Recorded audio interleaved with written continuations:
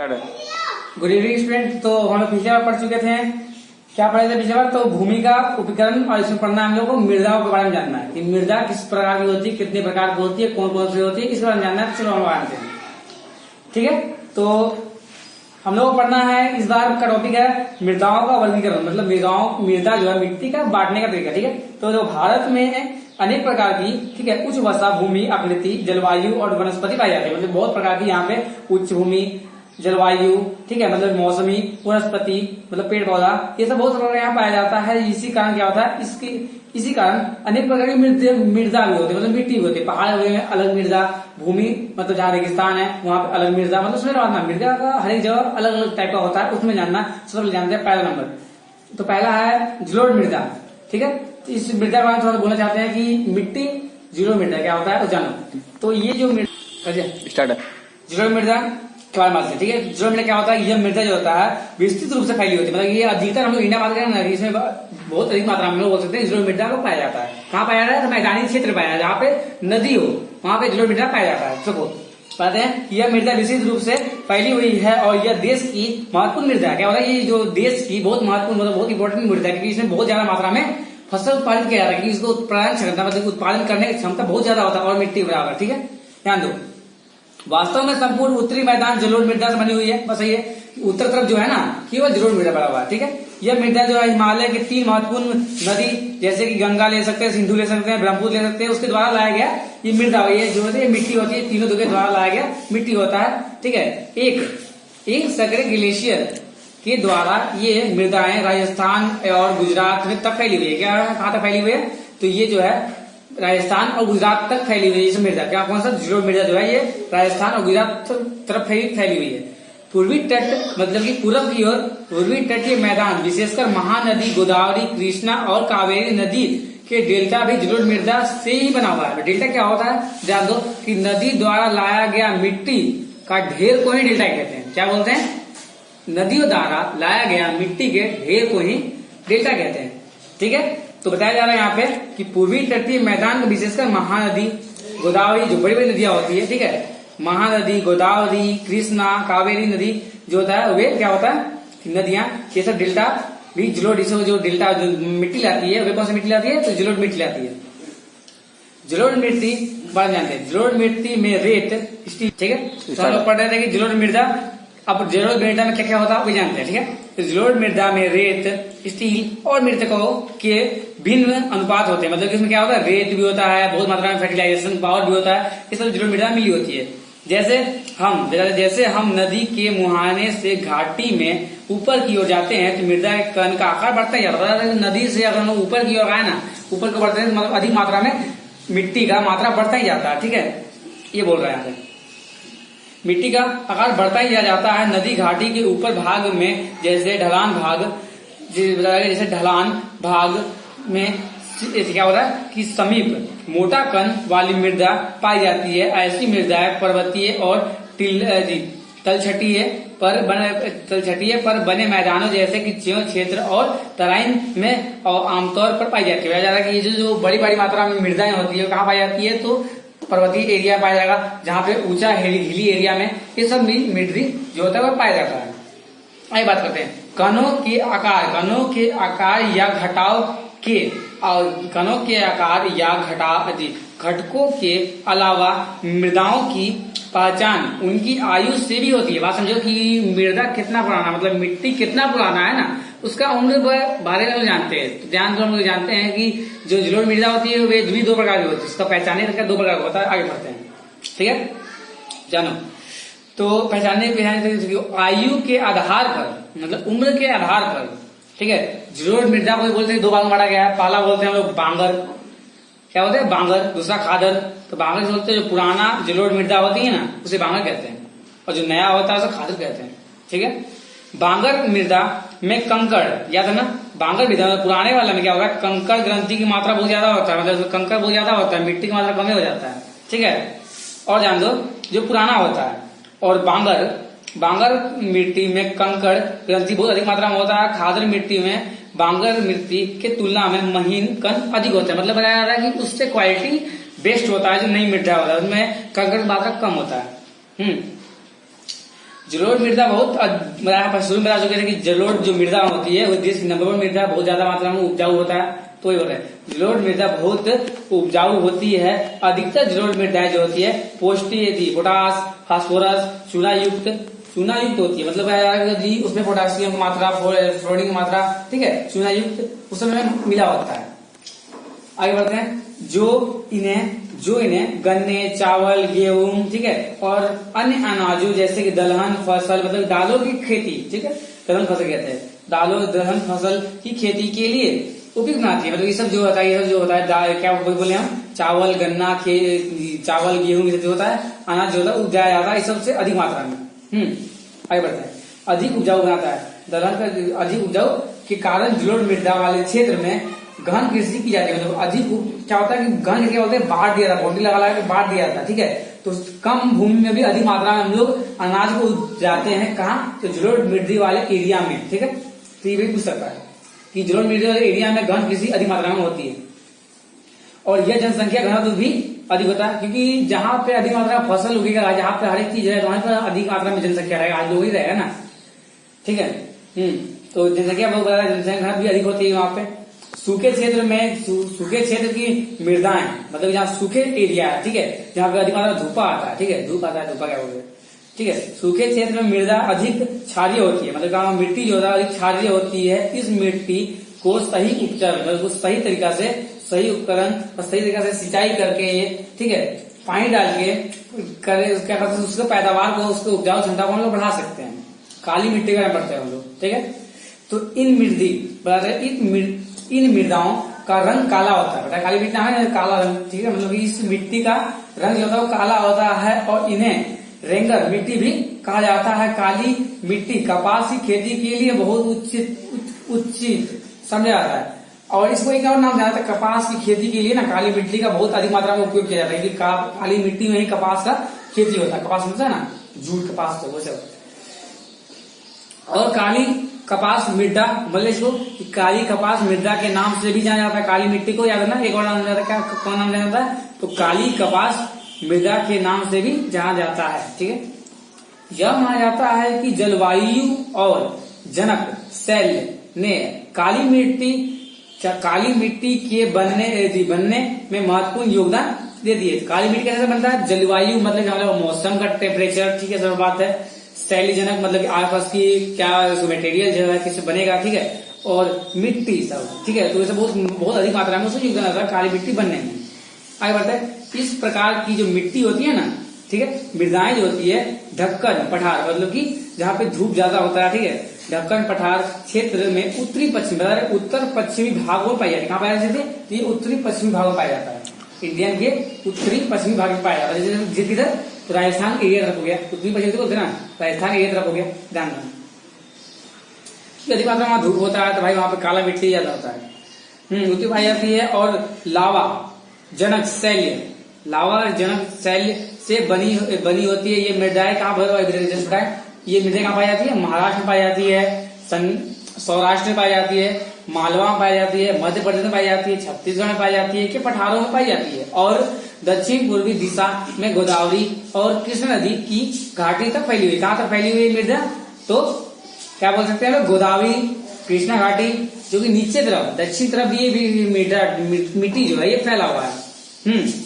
अरे काली मृदा बहुत महीन कण, देखो काली मिट्टी होती है बहुत महीन कण, अर्थात मृतकों से बनी होती है। बहुत महीन कण जो होता है, कण बात करें तो बहुत छोटे छोटे कण मिलकर काली मिट्टी का निर्माण करता है, ठीक है। इसकी नमी धारण करने की क्षमता बहुत होती है, मतलब बहुत नमी, मतलब बहुत अधिक मात्रा में पानी को सोखने का क्षमता रखता है काली मिट्टी का, याद रखना। इसके अलावा ये मिट्टी जो है कैल्शियम कार्बोनेट, मैग्नीशियम, पोटास और चूना जैसे पौष्टिक तत्व से परिपूर्ण होती है। मतलब कि मिट्टी में बहुत मात्रा में क्या बोलते हैं, कैल्शियम कार्बोनेट है, मैग्नीशियम भी है, ये सब मतलब ये सब मिला हुआ था, जैसे मिला हुआ था। परंतु इसमें फास्फोरस की मात्रा कम होती है। मतलब फास्फोरस की मात्रा ही मिट्टी को उत्पादित मतलब कि फर्टिलाइजेशन पावर को बढ़ाता है, ठीक है, उत्पादन क्षमता बढ़ाता है। फास्फोरस, ठीक है। गर्म और शुष्क मौसम मतलब कि हीट एरिया जहाँ मौसम जहाँ पे गर्मी हो, जैसे राजस्थान का जैसा एरिया हो गया, गर्म और शुष्क मौसम में इन मिट्टी में गहरी दरारें पड़ जाती है। देखा ही होगा कि पानी जहाँ तालाब होता है वहां पे सूख गया पानी, अगर धूपा ज्यादा दे दिया तो पानी तालाब का सूख गया तो क्या होगा, मिट्टी जो फट जाता है, देखा दरार पटाख आ जाता है। तो इस बार बता रहा कि क्या होता है कि शुष्क मौसम में इस मिट्टी में गहरी दरारें पड़ जाती है, ठीक है। और जिससे इनमें अच्छी तरह वायु मिश्रण, जिससे क्या होगा, इसी तरह इससे अंदर तक वायु का प्रवेश हो सकता है, होता है। गीली होने पर ये मिट्टी जो है चिपचिपी होती है। गीला हो जाएगा काला मिट्टी, कैसा लगा, चिपचिपी हो जाता है, चिपचिपी हो जाता है। और इन को जितना मुश्किल हो जाएगा, क्या बोलते हैं, इसको हम लोग जोतते हैं ना, गीला मिट्टी को जोतना बहुत मुश्किल हो जाता है, ठीक है। इसलिए लोग क्या करते हैं, किसान लोग कहता है ना, जुताई जो होता है ना मानसून प्रारंभ होने से पहले ही शुरू कर देता है, क्योंकि मानसून आएगा तो मिट्टी गीला होगा और सिंचाई करने में दिक्कत हो जाएगा। बस तो आगे मिट्टी का हम लोग समझ चुके हैं, आगे देखते हैं किसे पढ़ना है। तो आगे है लाल और पीली मिट्टी। तो हम लोग जनरली बोल सकते हैं लाल मिट्टी कहाँ पाया जाता है, तो पर्वतीय एरिया में, जहाँ पे पर्वत है, पहाड़ पाया जाता है, वही पीली मिट्टी पाया जाता है। देखो वही बोलेगा, लाल मिट्टी जो होता है ना, ढक्कन पठार मतलब वही ऊंची एरिया के पूर्वी और दक्षिणी हिस्से, मतलब दक्षिणी, पूर्व और दक्षिण हिस्से, भारत का पूर्व और दक्षिण हिस्से में, कहाँ पे, दक्षिण हिस्से में रवेदार अन्योन चट्टानों पर कम वर्षा वाले भाग, यहाँ पे वर्षा कम होती है वाले भाग में विकसित हुई लाल और पीली मिट्टी जो है कहा जाती है, ध्यान देना कि उड़ीसा, छत्तीसगढ़, मध्य गंगा मैदान के दक्षिण छोर पर और पश्चिम घाट, ठीक है, पश्चिम घाट के पहाड़ी पद पर पाई जाती है। बताया अभी ये जो मिट्टी होती है अधिकतर मात्रा में कहाँ पाई जाती है, तो ध्यान देना उड़ीसा पाया जाता है, छत्तीसगढ़ पाया जाता है, गंगा के ऊपरी मैदान जहाँ पहाड़ी एरिया है वहां पाया जाता है। तो हम जस्ट बोलते हैं कि मिट्टी जो है लाल मिट्टी अधिकतर पहाड़ी एरिया में पाया जाता है, कहीं नहीं। जैसे कि ये झारखंड क्या है, ये पहाड़ी एरिया है ना, तो ऊंचा ऊंचा पहाड़ में भी ये सब क्या होता है, हम लोग लाल मिट्टी देखने को मिल जाएगा। लाल मिट्टी कैसे होता है, उसका रंग जो है वो लाल कैसे होता है, उसको हम चर्चा करते हैं। देखो आप ठीक है, इन मिट्टी मतलब कि इन मिट्टी का लाल रंग, ठीक है, रवेदार अन्योन और रूपांतरित चट्टानों में लोह धातु के प्रसार का होता है, लोहा की मात्रा अधिक होने की वजह से, ठीक है, लोहा की मात्रा अधिक होने की वजह से वो मिट्टी का रंग लाल हो जाता है, ठीक है। इसका पीला रंग इनमें जलयोजन के कारण होता है, कि जल अधिक मात्रा मिलने की वजह से इसका रंग क्या होता है, पीला हो जाता है। लेटराइट मिट्टी बात करते हैं क्या होता है, तो लेटराइट मिट्टी को ध्यान दें। लेटराइट मिट्टी जो होता है ग्रीक भाषा में, लेटराइट जो है ग्रीक भाषा में लेटर से लिया गया है। लेटर मतलब क्या होता है, शब्द, लेटर शब्द से लिया गया है, जिसका अर्थ क्या होता है, ईंट, क्या होता है, ईंट होता है। लेटराइट मिट्टी उच्च तापमान और अत्यधिक वर्षा वाले क्षेत्र में विकसित होती है, जहाँ तापमान भी अधिक हो और पानी भी बहुत अधिक मात्रा में पड़े, उसी एरिया में क्या होता है, ये मिट्टी पाया जाता है। कहाँ पे होता है, तो ये मध्य प्रदेश हो गया, क्या उसमें तापमान भी होता है और पानी का धुंध होता है, ठीक है। केरल हो गया, फिर ना चलो देखते आगे, कर्नाटक हो गया, इसमें पाया जाता है। यह भारी वर्षा से अत्यधिक, ये भारी वर्षा से अत्यधिक नीलाक्ष्य का परिणाम है। इस मृदा मतलब इस मिट्टी में, ठीक है, ह्यूमस की मात्रा मतलब कि कुछ के ह्यूमस की मात्रा कम पाई जाती है, मतलब उसमें फर्टिलाइजेशन पावर थोड़ा सा कम होता है जरूर मृदा के कंपेयर करें तो बात, ठीक है। क्योंकि अत्यधिक तापमान के कारण जैविक पोषक, जो जीवित पोषक होता है ना, जीव को जो मिट्टी होता है, जैविक पदार्थ का अपघटित होने के वाले बैक्टीरिया नष्ट हो जाती है। बात समझो यहाँ पे कि तापमान अधिक होने की वजह से जो मिट्टी बैक्टीरिया होता है, जो फर्टिलाइजेशन पावर बढ़ाता है ना, वो तापमान अधिक होने की वजह से मृत हो जाता है, मतलब कि मर जाता है, ठीक है। इसकी वजह से उसका उत्पादन क्षमता जलोढ़ मिट्टी के मुकाबले बहुत मतलब कम ही हो जाता है, नष्ट हो जाती है। लेटराइट मृदा जो होता है, लेटराइट मिट्टी जो होती है, ठीक है, मृदा पर अधिक मात्रा में क्या होता है, खाद और रासायनिक डालना पड़ता है। खाद बहुत अधिक मात्रा में, खाद रासायनिक उर्वरक डालकर ही खेती की जा सकती है, क्योंकि उसमें तापमान की वजह से जो उत्पादित करता था, जो कीटाणु जो फर्टिलाइजर बढ़ाता था, वो खुद मर जाता था। तो उसकी वजह से हम लोग कीटनाशक दवाएं, उर्वरक क्षमता, ठीक है, इसे डालते हैं। ये मिट्टी जो होता है, ये मृदाएं मुख्य तौर पर कर्नाटक, केरल, तमिलनाडु, मध्य प्रदेश और उड़ीसा बताएं और असम के पहाड़ी क्षेत्रों में पाई जाती है। कहाँ पाई जाती है, तो मिट्टी जो है कर्नाटक में, केरल में, तमिलनाडु में, मध्य प्रदेश में, उड़ीसा में, असम में, पहाड़ी एरिया में ये पाई जाती है, ठीक है। मृदा संरक्षण की उचित तकनीक, मृदा संरक्षण मतलब मृदा मिट्टी को बचाने का, ठीक है। मृदा संरक्षण के उचित तकनीक अपनाकर इस मिट्टी पर कर्नाटक, केरल, तमिलनाडु में चाय और कॉफी उगाई जाती है। मतलब कि मृदा संरक्षण की आड़ लगा के, मतलब कि मृदा को बचाने के लिए क्या करते हैं लोग, आड़ लगाते हैं, पेड़ पौधा लगाते हैं, ठीक है। उस सबको बचाने के तरीका को लेकर कर्नाटक, केरल, तमिलनाडु जो है ना, इस मिट्टी पर चाय का, कॉफी का, ये सब क्या होता है, ये सब फसल उगाता है, ठीक है। तमिलनाडु और आंध्र प्रदेश और केरल में लाल लेटराइट मिट्टी, क्या होता है वहां पे मिट्टी, लाल लेटराइट मिट्टी पर क्या होता है, काजू की फसल, क्या होता है, तो काजू की फसल के लिए अत्यधिक उपयुक्त होता है। मतलब काजू की फसल अधिक मात्रा में उत्पादित किया जाता है। कहाँ पे किया जाता है, तो केरल तरफ, क्योंकि वहां पे लाल लेटराइट मिट्टी है, इसलिए। अब बढ़ते हैं मरुस्थल मृदाएं। मरुस्थल मृदा में जानते हैं कि जहाँ पे मरुस्थल में क्या होता है, रेगिस्तान एरिया, जहाँ पे केवल रेतीला, जहाँ केवल रेत ही हो, तो वही बात है, उसको मिट्टी भी होता है, रेतीली मिट्टी जो हम लोग बोलते हैं, उसको हम जानते हैं। देखो मरुस्थलीय मृदाओं का रंग कैसा होता है, लाल और भूरा भी होता है, जरूरी नहीं है कि लाल ही होगा, भूरा भी हो सकता है। ये मृदाएं आमतौर पर रेतीली और लवणीय होती है, क्योंकि ये रेतीली एरिया पाया जाता है, रेत नहीं होगा, क्या होगा, रेतीली एरिया और लवणीय होती है कि कुछ क्षेत्र में नमक की मात्रा इतनी अधिक होती है कि झीलों में क्या होता है, बगल में झीलों से जल वाष्पीकृत करके खाने का नमक भी बनाया जा सकता है, ठीक है। क्योंकि इस मिट्टी में इतना मात्रा में नमक का मात्रा भी होता है ना, कि अगर झील जो था ना, वहां का झील, उस एरिया का झील, राजस्थान का झील को हम लोग वाष्पीकृत करके ना, उससे हम लोग नमक बना सकते हैं, क्योंकि नमक बनाते हैं वो समुद्र से। बट ऐसा कहीं जहाँ पे लवण की मात्रा अधिक हो, ठीक, जिस मिट्टी में लवण की मात्रा अधिक हो, उससे हम लोग क्या कर सकते हैं, वाष्पीकृत करके नमक, खाने का नमक बना सकते हैं। शुष्क जल, ठीक है, शुष्क जल तथा उच्च तापमान के कारण वायु वाष्प का दर अधिक होता है और मिट्टी का हुमस और क्या बोलेंगे, नमी का मात्रा कम हो जाता है।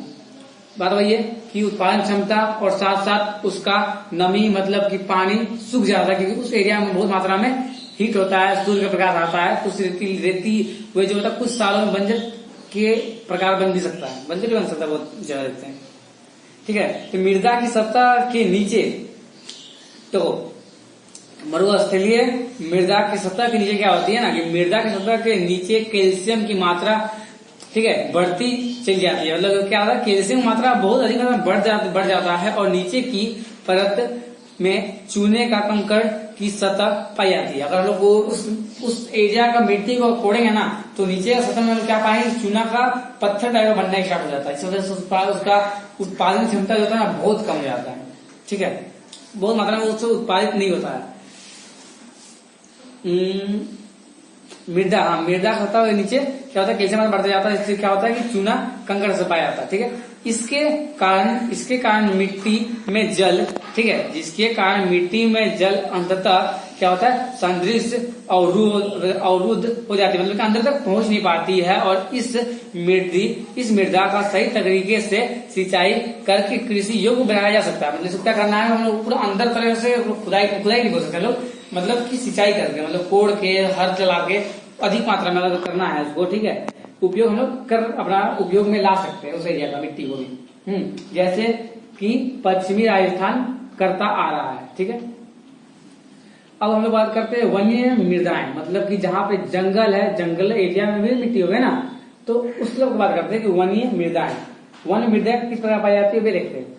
तो ये मृदाएं जो होता है आमतौर पहाड़ी और पर्वतीय क्षेत्र में पाई जाती है। यह जो होता है कहाँ पाया जाता है, आमतौर पहाड़ी मतलब पर्वतीय एरिया में पाया जाता है।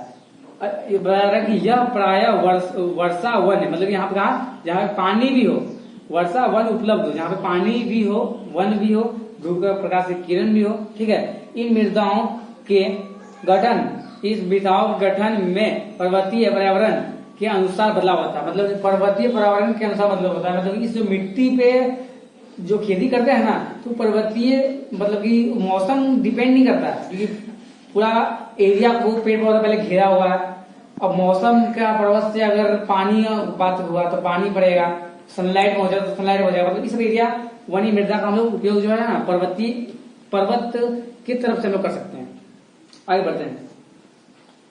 नदी घाटी की पर्वतीय परिवर्तन का अंत बदलाव होता है, ठीक है। नदी घाटी में ये मृदा जो होता है दोमक और सिल्कदार, मतलब कि सिल्कदार होती है, परंतु उत्तरी ढालों पर इसका गठन मोटे कण का होता है। हिमालय और हिमालय छिद्राएं, ठीक है, क्षेत्रों में इस मिट्टी का बहुत क्या बोल रहा है आपदन होता है, मतलब कि अधिक इसमें बताया कि अधिक ये भी क्या पाया जाता है, पहाड़ी एरिया में पाया जाता है। ये जो होता है अत्यशील मतलब अति एसिड टाइप का होता है तथा हुमांस रहित होता है, मतलब कि इसमें बोल सकते हैं कि ज्यादा फर्टिलाइजर पावर नहीं है, मतलब कि उत्पादन क्षमता बहुत कम हो सकती है।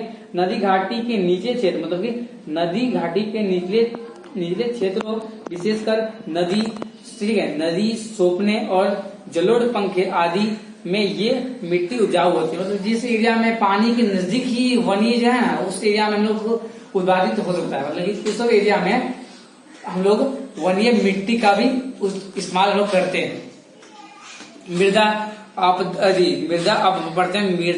अपवर्तन और संरक्षण, मृदा का कैसे खत्म हो रहा है और हम लोग कैसे बचा सकते हैं उसमें जानते हैं।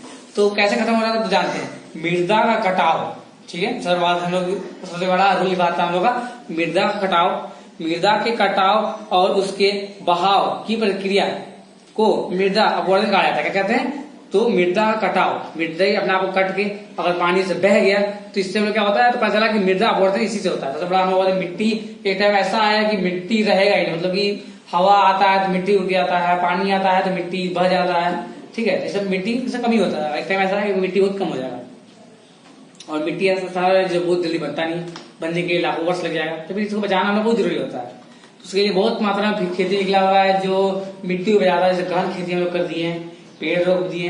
इससे क्या होता है कि मिट्टी को पकड़ के रखेगा, मिट्टी आंधी से भी नहीं उड़ेगा और पानी भी बहा कर नहीं ले जाएगा। बात यह है, तो हम लोग बचा सकते हैं। मिट्टी के बनाने अथवा अपवर्धन मतलब कि आपदन की, ठीक है, आपदन की क्रिया आमतौर पर साथ साथ चली आ रही है, मतलब कि बन भी रहा है और बिगड़ भी रहा है। ये चीज जो क्रिया होती हो रही है ये आमतौर पर चली आ रही है और दोनों में संतुलन है, मतलब कि जितना बन रहा है उतना मात्रा में नष्ट हो रहा है। इस बात हम लोग आज तक ले ऐसा लगा ही नहीं ना कि मिट्टी कम हो रहा है, क्योंकि जितना मात्रा में बन भी जा रहा है ना भाई, अगर मिट्टी बहुत कम मात्रा में मिट्टी का वेस्टेज हो रहा है अभी। और सबसे बड़ा कारण कौन है, तो मानव ही है, मानव ही है जो हर जगह जाकर उंगली करता है आगे करते हैं। परंतु मानवीय क्रियाएं जैसे कि वन्य मूलन, अतः क्या बोलेंगे, पशुचारण, निर्माण और खनन आदि से कई बार यह संतुलन भंग हो सकता है। मतलब मानव का जो क्रियाकलाप, मानव इंडस्ट्री लगा दिया तो उस एरिया का मिट्टी बंजर हो गया, सीमेंट का फैक्ट्री खोल दिया तो उस एरिया का मिट्टी बंजर हो गया। इससे क्या पता चलता है कि हम लोग का मिट्टी का क्या हो रहा है कि दिन पे दिन खत्म ही हो जा रहा है, खत्म होता जा रहा है, अपने आप को निम्नीकरण की ओर ले आ रहा है। एक टाइम मतलब कृषि क्षेत्र जो होता है वो बहुत काम करता है, तो हम लोग को जागरूक होना है भाई, बचाना है मिट्टी को। आगे बढ़ते हैं। यह संतुलन भंग हो रहा है यह तथा प्राकृतिक तत्व, मतलब प्राकृतिक तत्व, मिट्टी क्या है, ये प्राकृतिक का एक तत्व है, ये हम लोग द्वारा नहीं है, कौन आता है, इसको प्राकृतिक आता है। हम लोग चाहेंगे मिट्टी बनाए तो मिट्टी बनाएंगे, नहीं बना पाएंगे, ये काम किसका, प्राकृतिक का है। प्राकृतिक तत्व जैसे कि पवन ले लेंगे हम लोग, पवन, हिम नदियां, जो बड़ी बड़ी नदियां होती है, जल मिट्टी अपवर्तन कहलाता है। जैसे पवन आ गया, आंधी से हुआ गया, बोले हम जस्ट बात, इससे पानी बह गया, इससे मिट्टी का अपवर्तन होता है। बहता हुआ मृतिकानु, ठीक है, बहता हुआ मृतिकानु मृदाओं को काटते और गहरी, ठीक है, गहरी वहनिकाएं बनाती है, मतलब कि बहुत ज्यादा मात्रा में पानी आ गया तो मिट्टी काटते हुए साथ वह गहरा अंदर तक निकोड़ के ले जाएगा, ठीक है। इससे भी पता चलता है कि मिट्टी का अपवर्तन बहुत ज्यादा होता है। आगे बढ़ते हैं। जिन्हें क्या बोल सकते हैं हम लोग, जिन्हें हम लोग अवनलिकाएं कहते हैं। ऐसी भूमि, ठीक है, ऐसी भूमि जोतने योग्य नहीं होती। क्या भूमि भी यार कैसे जोतेंगे जब मिट्टी नहीं रहेगा, जोतेंगे कहाँ पे, कंकड़वा जोतेंगे ना, ठीक है। तो जोतने योग्य नहीं होती है, नहीं रहती है और इन्हें क्या बोलते हैं, खाद्य भूमि मतलब बैड लैंड कह सकते हैं, बैड लैंड हम लोग इसको कह सकते हैं, ठीक है। चंबल वेरिस में ऐसी भूमि को क्या बोलते हैं, खडड भूमि कहा जाता है। चंबल वेरिस में क्या कहते हैं, खडड भूमि भी कहा जाता है। क्या कहते हैं, खडड भूमि। पूछ देगा कि खडड भूमि किस लैंग्वेज में कहा जाता है, चंबल वैली में कहा जाता है। कई बार जब विस्तृत क्षेत्र को ढके हुए ढाल के साथ नीचे की ओर बहता है, ठीक है, ऐसी स्थिति में इस क्षेत्र की ऊपरी मैदान जो है क्या हो रहा है, ऊपरी मैदान जो है धूल कण जल से के साथ बह जाती है। ठीक है, इसे चारदार क्या बोलेंगे, स्टील कहा जाता है। पवन द्वारा मैदान और बालू क्षेत्र में मिट्टी को उड़ा ले जाना की प्रक्रिया को पवन का अपवर्तन कहते हैं। पवन का अपवर्तन कहते हैं। बात बताया तो कि हवा की किसी के क्षेत्र में हवा के द्वारा मिट्टी को उड़ा ले जाने की प्रक्रिया को ही पवन अपवर्तन कहते हैं। इससे क्या होता है कि पवन जो होता है उस एरिया का मिट्टी को उड़ा के ले जाता है। ठीक है, तो इससे मिट्टी का हम लोग का निम्नीकरण, मिट्टी दिन ब दिन कम होते जाता है। ठीक है, कृषि के गलत तरीके, तो और भी बहुत तरीका है कि मिट्टी का जो अपचलन अपवर्तन बहुत तरीका है, हम लोग ले सकते हैं। तो कृषि के गलत तकनीकों से भी मृदा अपवर्तन होता है। मतलब अगर हम लोग जो कृषि करते हैं ना उसको गलत तकनीक लगाए ना, मतलब कुछ अलग ऐसी चीज डालेंगे तो मिट्टी का अपवर्तन हो जाएगा। जैसे अगर गलत चीज डाल दी मतलब एसिड तो उसका अगर पूरा एरिया का हम लोग फर्टिलाइजेशन पावर छीन लेंगे ना तो उस एरिया जो है, उस भूमि जो है, उस मिट्टी जो है ना वो बंजर में तब्दील हो जाएगा। अब बंजर तब्दील हो गया, इसका मतलब क्या हुआ कि वे भूमि जो है वो किसी काम का नहीं हुआ। इससे लोग क्या चला कि निम्नीकरण, मतलब कि दिन पे दिन वह भूमि वो मिट्टी अपवर्तन की ओर मूव कर रहा है, मतलब बढ़ता ही जा रहा है। गलत ढंग से हल चलाने, मतलब उल्टा तरीका से हल चलाएंगे अगर तो उसमें हो सकता है गलत हल चलाने, जैसे ढाल पर ऊपर से नीचे की ओर हल चलाने, मतलब वो ढलकाव अगर किसी एरिया है, मान लो कि ढलकाव टाइप का है, ठीक है, खेत तो ऊपर से नीचे की ओर हल खींच देंगे ना तो फिर उसमें क्या होगा ना कि हल चलाने से वो वाहिकाएं बन जाती है, मतलब कि गड्ढा टाइप बन जाता है। देखो क्या बना हुआ है, जैसे कि गड्ढा टाइप का बन जाता है, बन जाता है, जिसके अंदर से क्या बहकर पानी आसानी से मृदा को काट सकता है। बस वही पर्वतीय एरिया में कैसा होता है, पर्वतीय एरिया कैसा होता है, तो जो एरिया होता है, जो खेत होता है वो ऐसे प्रकार का होता है। अगर इस प्रकार से हम लोग खेती करें, मतलब कि अगर क्या बोले इसको कि हल चला दे सीधा सीधा तो उसका कटाव टाइप का बन जाएगा, और पानी आएगा तो पानी को इसी तरीका से मिट्टी को बहा के ले जाएगा। इससे मृदा का अपवर्तन समझ पाता कैसे होता है। ठीक है, ढाल वाली भूमि मतलब ढलान वाली भूमि जाना है तो उसमें बहुत इजी बात है, पानी बहा के ले आता भाई, पानी बहा देगा, जल बहा देगा, बहुत बड़ा कारक है ना जो मिट्टी को नाश कर ले जाता है। ढाल वाली भूमि पर, ठीक है, समोच्च रेखाएं के समानांतर हल चलाने से ढाल के साथ जल बहाव की गति घटती है और इससे तो बहाव की गति को घटाता है, इसी क्या कहते हैं हम लोग, तो समोच्च जुताई कहा जाता है। ठीक है, ढाल वाली भूमि पर समोपन बनाया जा सकता है, मतलब कि वहां पे रुकावट टाइप का एक आड़ी बनाया जा सकता है। समोपन कृषि आपदन का नियंत्रण करता है, मतलब जो हम लोग जो क्या बोल रहे हैं, समोपन को जुताई करते हैं, तो जो रोकते हैं, जो आड़ बनाते हैं, वो क्या करता है, मिट्टी को अपवर्तन को बचाता है। हवा भी आता है तो उसको उड़ा कर नहीं लिया जाता है, पानी भी जो आता है उसको क्या करता है, उड़ा के नहीं लिया जाता है। ठीक है, पश्चिमी और मध्य हिमालय में समोपन जो है, पश्चिमी और मध्य हिमालय में समोपन जो है, इसका बोलते हैं सीढ़ीदार कृषि, जो बताया जा रहा है सीढ़ीदार कृषि काफी विकसित है। बड़े खेत में पट्टियों में बांटा जाता है। क्या होता है, बड़े बड़े खेत में क्या होता है कि सीढ़ीदार खेती क्या होता है, पट्टियों में, मतलब कि एक बड़ा भूमि को 4 भागों में डिस्ट्रीब्यूट कर देता है, और उसका होता है कि सब में आड़ लगा दिया जाता है। आड़ लगाने की वजह से क्या होता है कि हवा का प्रभाव भी कम पड़ता है और पानी भी उस मिट्टी को आगे नहीं ले जा सकता है। ठीक है, फसलों के बीच में घास की पट्टी उगाई जाती है, मतलब घास लगाया गया जाता है। ठीक, घास की पट्टी लगाई जाती है, फसलों के बीच में घास की पट्टी उगाई जाती है। ये पवनों द्वारा क्या होता है कि जो हवा भी आता है ना, पवनों द्वारा जनित बल कम करता है। क्या होता है कि हम लोग घास लगा दिए तो हवा भी आएगा तो वे मिट्टी को उड़ा के नहीं ले आ सकता, इससे मिट्टी को बचा सकते हैं हम लोग। ठीक है, उसका बल कमजोर कर देता है। इस तरीके को क्या होता है, पट्टी कृषि कहा जाता है। पेड़ों की कतारों में लगाकर, मतलब कि लाइन से पेड़ों को लगाकर क्या बोलते हैं, कृषि करते हैं, तो हम लोग हवा का विरोध कर सकते हैं, मतलब पवन को भी, उसका बल को भी कमजोर हम लोग कर सकते हैं। मतलब पवन भी आएगा, उसका कमजोर होने की वजह से मिट्टी को उड़ा के नहीं ले आ पाएगा। ठीक है, तो याद आ जाएगा कि हम लोग क्या, तो इस तरीके को पट्टी कृषि कहा जाता है। पौधों की कतारों में लगाकर उसको रक्षक मेखला बनाना भी पवनों की गति कम करता है। इस रक्षक पट्टी का पश्चिमी भारत में रेत की टीले के स्थानांतरित में महत्वपूर्ण योगदान दिया। मतलब कि पश्चिमी भारत में ना ये सब बहुत मात्रा में क्या होता है कि ये सब इस प्रकार की खेती की जाती है। कौन सा खेती?